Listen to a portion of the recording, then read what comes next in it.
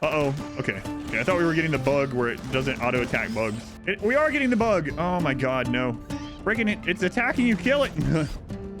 Holy crap, the Apocryphon stun is forever. I could have went further. That's nuts. I've never realized how long that is. Taco making is incapable of violence. He doesn't have a weapon.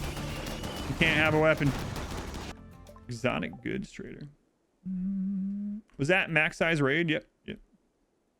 They rebalanced raid points for the mechs in general. Pakistan, War Queen are worth an incredible amount of raid points.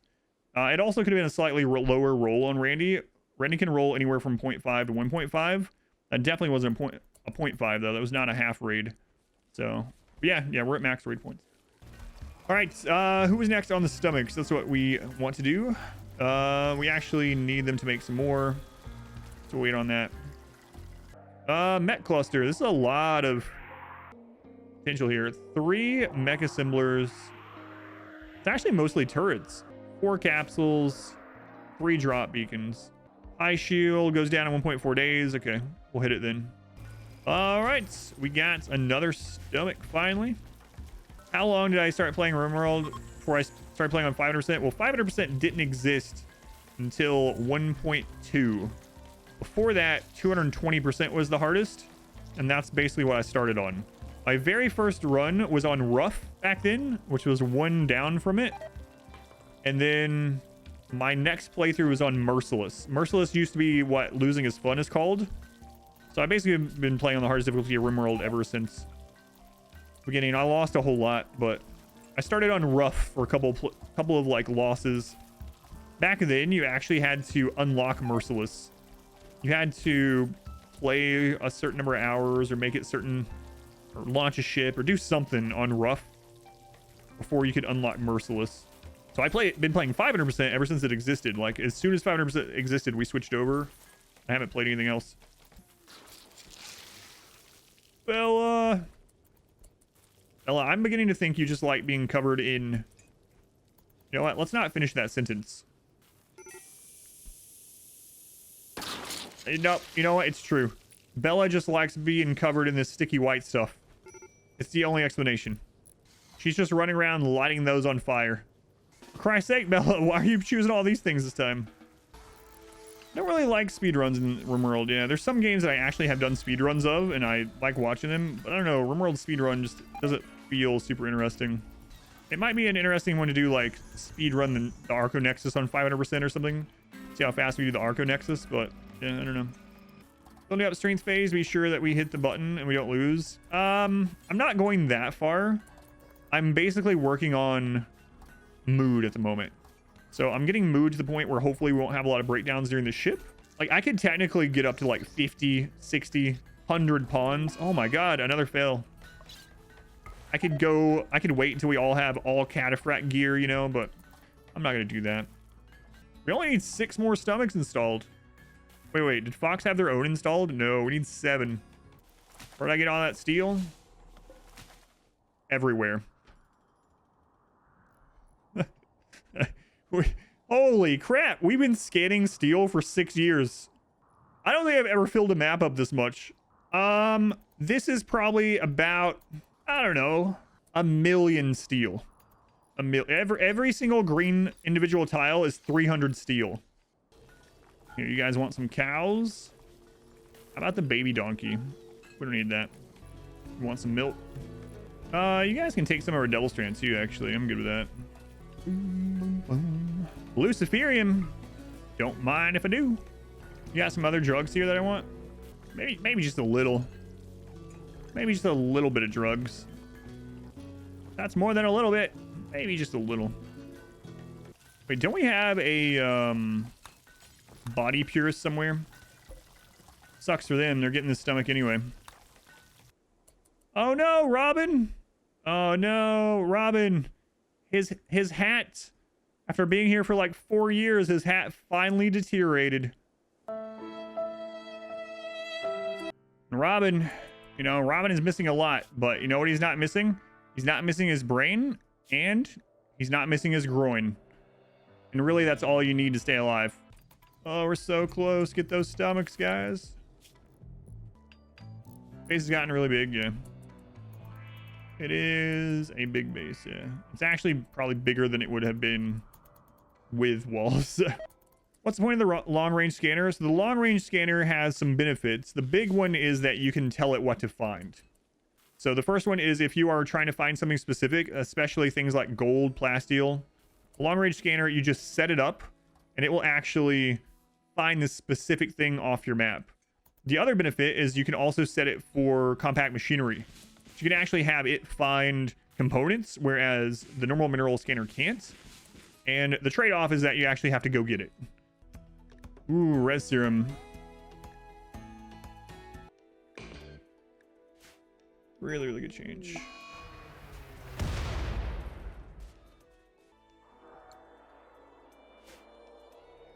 Should probably pop that. Well.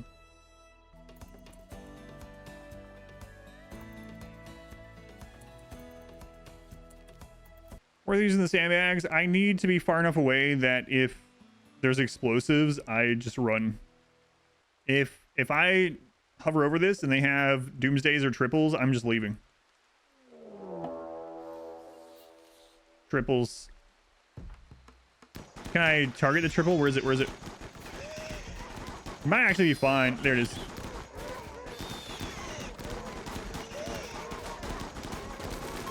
Fine.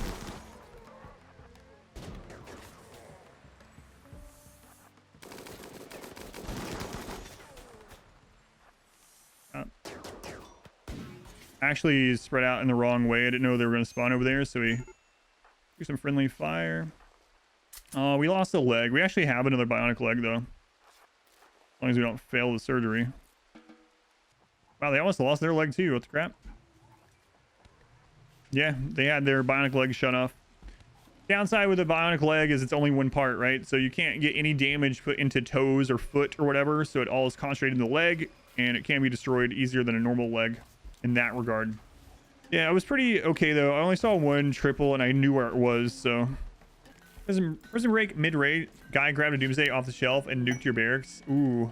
Yeah, they go to the nearest weapon. You can do something if you really want. Like, there's other ways, obviously, to go about it. But you can do a thing where you put, like, only EMPs and smoke launchers right outside the prison. And so if you have a prison break, they'll all just run out and grab smoke launchers and try to shoot at you with them. Of course, you can just prevent the prison break to start with, but it's funny to see. Quick! Grab these smoke launchers. Lay down cover. I'm actually kind of worried about ship launch. I'm just thinking, like, all right, if we fail the ship launch, am I immediately going into another attempt or not? All right, we're starting to get plasteel brought in, which means advanced components. Like my dear old devil used to say. He was always saying this. I was like grabbing my nipples and stuff.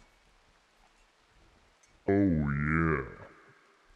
Let's just be happy that Granny didn't get that one, you know? And I was like grabbing my nipples and stuff. Ooh. But then he did it anyway. I didn't even pay for that. Sorry, it was just too good of a Granny to pass up. Is that a stomach? Hooray! The stomachs are back. The stomachs are back. Galvarino. Look at you, Galvarino. You got your stomach. Oh, it's almost done. It's almost done. We're just waiting on 4 stomachs. A mad Finnick Fox. Good luck.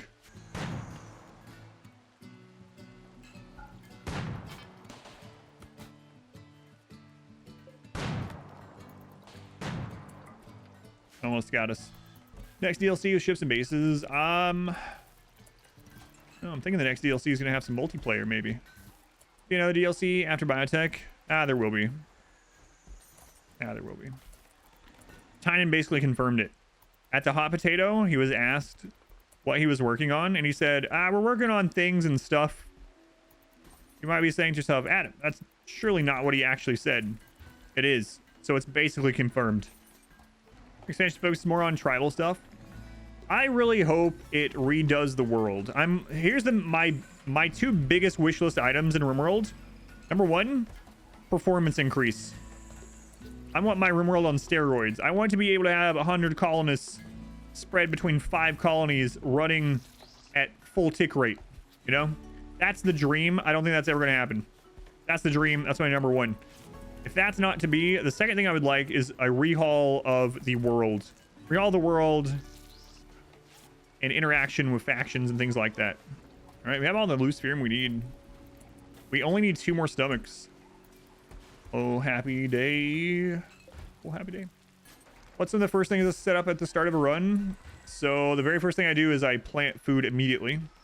Also, I'm on a map where I can't do that. I plant food immediately. And then I try to get an indoor area. And then I set up a small defense. And then I get research going. So food, shelter, research. It seems like most raids come from this side, so I guess I'll keep beautifying this area. So stomachs, and I'm gonna do one more trade trip if these have reset. Yeah, these have reset. Let's go ahead and set Mule up. Do the first one easily, but now you're at massive wealth. Just go for it as soon as possible. Psychic Suppressor. So Psychic Suppressor now are usually gender specific, so it can actually help you if most of your colonists are the opposite gender of the suppressor, because it's going to impact raiders as well. If that's not the case for you and you need to stop it, the easiest thing to do is if you have far skip. If you don't have far skip, then you can risk going to it like 50-50. You can risk going to it. Just know that a lot of raid points are based on how many colonists are on your map. So as scary as it is, if the suppressor is close by and you need to deal with it, you can drop pod. Well, there's a couple options, but you can send everyone but like one person. And if your colony gets hit while they're gone, while everyone else is gone, the raid will be smaller. And maybe the person you leave behind is okay to be kidnapped, and then the raid would stop if they get kidnapped, right? It's their most expendable pawn to leave behind. So that's an option. If you have all this wealth and you basically have infinite resources, you can actually build a bunch of drop pods for your colonists. And you can put materials in there to build new drop pods or whatever. And you can drop pod everyone to the map tile. You can destroy the suppressor, and then you can launch back. That's an option. Or, you know, take food, launch there, and then walk back if it's not too far. I actually had to do that in this run. In this run, we had an off map that I drop podded to, took care of, and then walked back home. But yeah, if it's super far away or like on the other side of mountains or something like that, it might be too scary to spend that much time. You can also just move bases. So one thing to note is that you can only have one off-map problem causer that's not from a quest at one time.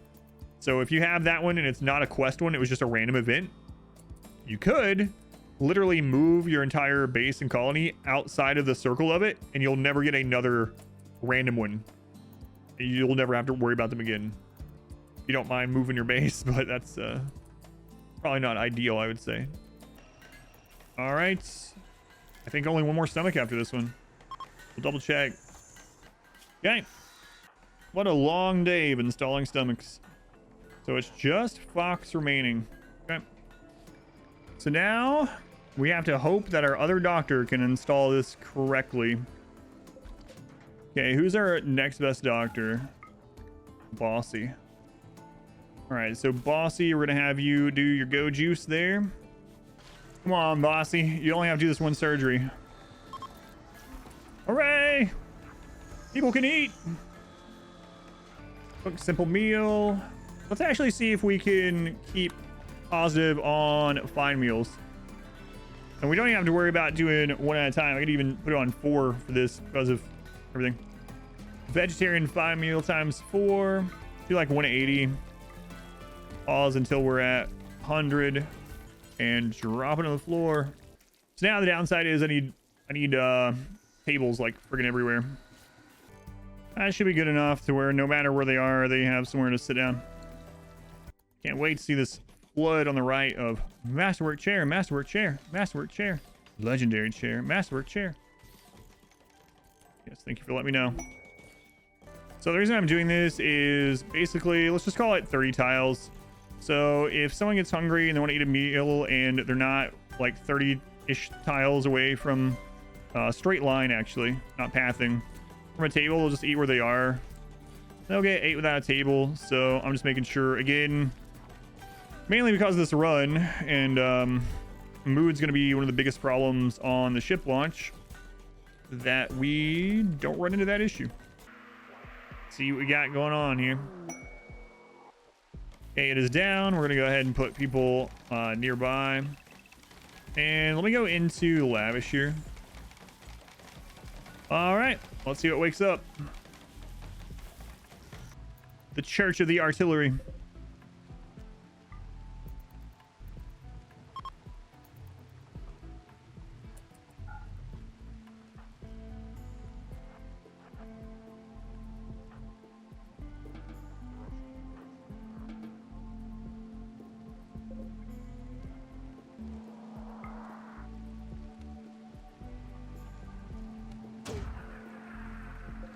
Yeah, we need more barrels.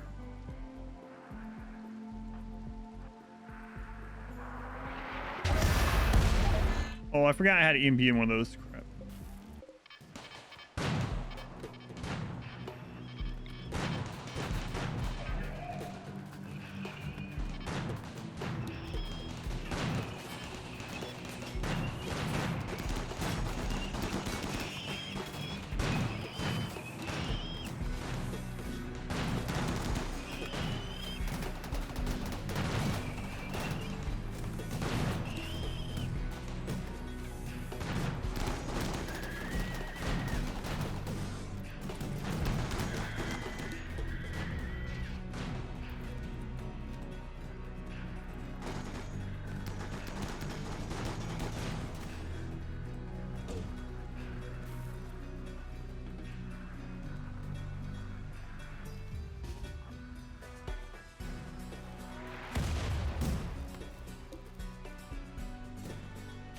I don't think we can hit him from a safe spot. Can we? Nope.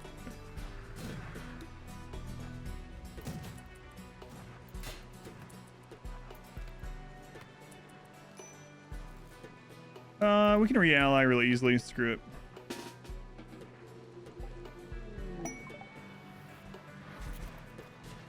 Wow. It's so stupid. They sent us 4 people. Four people for 25 rep.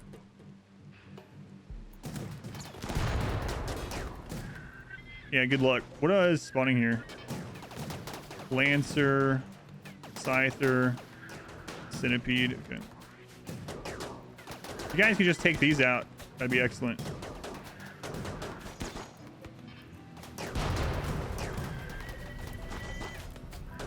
Go, Met.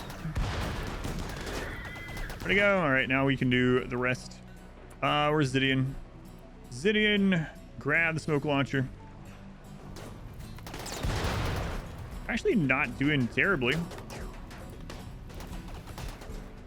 You got one that had a wooden warhammer. You should be grateful to have him.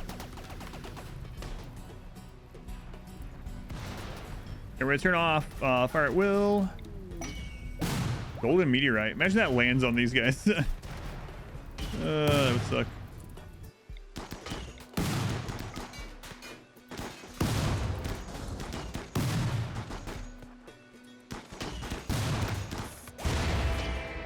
All right, get back. Help the ally pawn. Yeah, maybe I should have. Just for the free rep. Have any medical at all. Zidian is our fastest character, but I probably should have just to get the rep back up. Probably dead. Maybe not. Ah, Zidian's got this. Way to go, Zidian. Way to go. No one ever said you were a doctor, but you can still save a life. So Mule's last trip. All right, Mule, your return just may usher in the end of the run. This furniture is engraved with an artwork of Frelzo, adding surface detail to an advanced component while covered in grime. There's so many artworks for advanced components in this. What's the best artwork description? There's lots of them, but some of the best ones, for whatever reason, I have a clip actually. I think it's on, it might be on the YouTube Shorts or something. But there was one on like a legendary thing, and it was just a triangle. That was it. Like the description was literally It's a triangle. So that was pretty good. I also really like the one. I'm gonna go through the whole story of Pond Scum, but the story of Pond Scum in the 20-year run is really crazy. And after we finally saved him, after this huge heroic ordeal, he gets back and we do surgery on him to save him, basically. And then we make a legendary jade sculpture in the hospital next to him. And instead of it, you know, talking about or being a representation of his heroic whatever adventure and us saving him or whatnot, it was a sculpture showing them critically failing the surgery on him and cutting off his shoulder. It's right in the friggin' hospital. I've started to put the xenotypes that I do for runs as a download on my website. It's free to do. If you go over to my website, AdamVsEverything.com, there's a downloads button, or you just go AdamVsEverything.com/downloads. And right now you can download the Singularity Box blueprint. You can download the xenotype and the ideology and the scenario for the Dwarf run if you want to use any of those things. So I plan to do more like that on there too, like some save files, some other blueprints and whatnot. Hopefully it's a resource you can use. But yeah, those ones are already on there if you want to do that.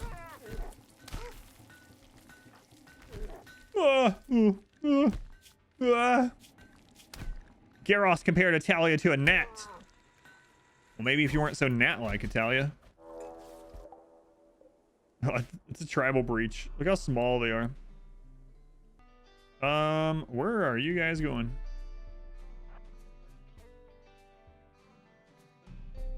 Oh, I have some claimed things over there. I think, maybe? Crap.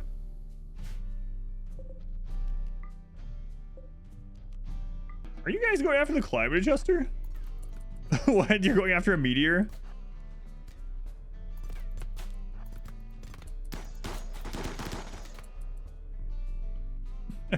What? There ain't no walls, boss. I don't know what to do.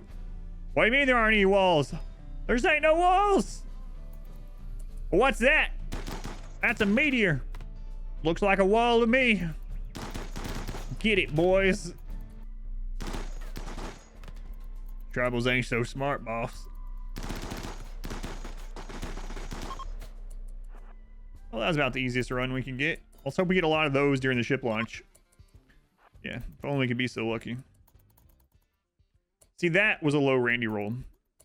All right, caravan has arrived. So we're looking for low shields, medicine, stuff like that. Drugs. All right, Mule, one more stop at Mug Barug. Oh, I know Mug Barug. I've been there a lot of times. I know. And they call it a mine. They call it the plague. Randy's like, no, you can't leave me. I like you being here. Well, too bad, Randy. Too bad. We're leaving one way or another. On a ship or in a paste dispenser. Now we gotta let the plague run through. So right now we gotta get over the plague. We gotta get our rice production up a little bit more. We have to get chairs at all the tables. And aside from that, I think we're done. Only one person leaves. Usually we send an animal to space to get to the credits. Yeah. Can we tell the Horde storyline? Has everyone here already heard the Horde Alliance story? Maybe. Some of you haven't heard that story. All right. I'll tell it while they're making these chairs. So years ago, I played Warcraft, and I played both factions actually, but I was a raid leader and a guild leader in Warcraft, and we had a person that we met on World of Warcraft that was in our guild and everything like that, that invited me to BlizzCon. We lived in Arizona at the time, and he messages me and he's like, hey, what if you and, we'll call her Bitter because that's her name now, mod wife, what if you and your wife, you guys should come out to BlizzCon? We were like, that'd be awesome, but there's no way we can afford that. You know, maybe next year we knew ahead of time, or we could save some money or whatever. It's like, no, you don't understand. I'm saying I will pay for you guys to come out. He's like, I'll pay for everything. I'll get you the tickets. I'll pay for everything. You just got to do the drive. You just got to get there. Like, all right, we can do that. So it gives us the tickets, right? We go to BlizzCon, and The next morning is like the morning you pick up your passes. It's not even the day of the convention. The convention starts on Friday. So on Thursday, though, you can go pick up your passes. Well, we get up early on Thursday. It's like 6 a.m. It's near the Anaheim Convention Center. And there's an IHOP near there. And we are going to walk over to the IHOP. And there's a group of people at 6 a.m. that's already sitting outside of the badge building. There's maybe like 8 or 9 of them sitting there, right? Just sitting on the ground right outside of the building where the line is going to be to just pick up your badges. You can pick it up anytime all day long, but it's not open yet. It's 6 a.m. and these guys are all sitting out there. And so we're walking past and we're like, just making conversation or something. It's something like, oh, you guys are going to be first in line to get your badges, or, something just mundane like that. And one of them turns toward us and he looks us straight in the eye and he goes, Horde or Alliance? And we're taken back by it. And we're like, what? And he goes, Horde or Alliance? And we're like, well, we mainly raid on the Alliance side. And this friggin' guy turns his back towards us and sits back down, and the group will not talk to us. I was like, is this real life? Like, I've seen this stuff online, but this is a real person. These people are real human beings that are doing this. Their group will not speak to us. I click a red button more often than a blue button, so you're not worthy of being spoken to. Anyway, we laughed about it, and we went over to IHOP, and we had IHOP. They had like a good like holiday meal on the special. I remember it very clearly, and we laughed about it for quite some time. So anyway, red means dead. Tribalism. We are basically out of food. Sorry, bunny. We gotta get more steel. It sucks, man. We just need more steel so that we can get our rice in order. I cannot start the ship with no food, obviously. Well, let's go back down to simple meals temporarily. We had toxic fallout. We might actually lose. We've had toxic fallout like twice, I think. But we had a lot of backup food at the time. We don't anymore. All right. So we are getting ready for lunch. So there is a lot of things that we could do to prepare even more. But really, there's only one thing I'm going to do. We need to get stabilized on food. As you can see, we're about to starve to death. I switched over from nutrient paste to rice, and I did not have enough rice grown. We actually have gone through 7,000 rice. We've also ran ourselves out of steel by making more hydroponics. So yeah, we're going to make more hydroponics actually and get our food going. As soon as the food is in really good order for fine meals, we are launching. We're going to launch. Jade Meteorite. Hey, what the crap, Randy? You know what? We could maybe use this to our advantage. Let's grab that. Launch the vampire. A lot of people say. You could launch him also. That seems cruel to the animal, right? Nah. We need a windsock here and a sundial, so we'll see. We'll see. I'm not entirely opposed to it, but it's not what I had in mind. All right, sure. By popular demand, Robin and an animal will go to space. He's a mascot. There we go. There ends up being like this legend in the whatever, the derelict ship that he's in or whatever. They say there's an ancient vampire lord that lives there. This legend just perpetuates forever, and everyone's scared to go there. Then finally, like, some kids go in there, and it's just like a head on a stump. And children, please! Such a weird placement for hydroponics and stuff. I don't think I've ever put just hydroponics anywhere and everywhere, you know? There's something strangely, like, nice and organic about just throwing things down wherever. This run just looks totally different than any other run. Yeah, it's really nuts. It's almost like how a city forms, right? Like, obviously these aren't buildings in that sense, but it's almost like a city. Like, you have like some small buildings or whatever, and then that area gets built up first, and it kind of spreads out a little bit, and then You got your farmlands over to the side, and then the industrial place starts getting bigger and bigger. And yeah. Who's our best smitherer? Smitherer? That's not even a word. It's Bubblefish. Bubblefish. Bubblefish, are you a crafting specialist or not?